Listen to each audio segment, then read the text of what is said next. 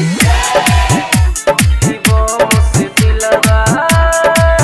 Entertainment की धमाकेदार प्रस्तुति।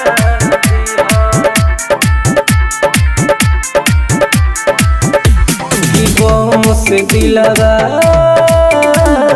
जान तोड़ा दीहा कि बम से दिलवा जान तोड़ा दीहा नहीं रही दुखाई के बेर में मुआई घटिया में तो जरा दीहा कि बम से दिलवा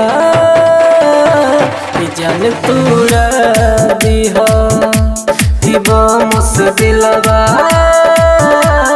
जान तोड़ा दीहा।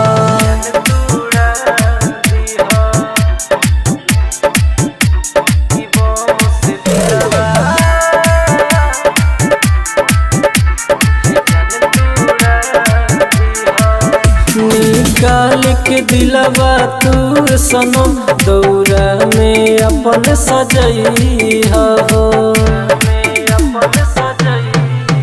निकाल के दिलवा तू सनम दौरा में अपन सजई हो। छठ माई के ठेकुआ नाये जन दिलवे के हमर तू चढ़ई हो। भइले आँख दुनु लाल जियल भइल बाटे काल प्यार कइला के सजा दीहा कि बम से दिलवा जान तोड़ा दीहा कि बम से दिलवा जान तोड़ा दीहा। Mix by AG recording studio.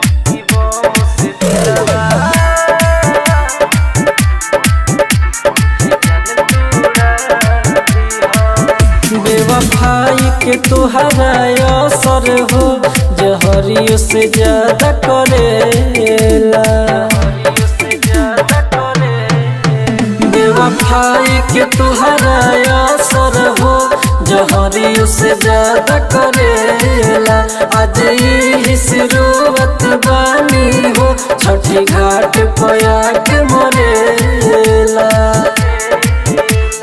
हमारो कहानी कहे राज राजधानी सरवन के बता दी हो कि बम से दिलवा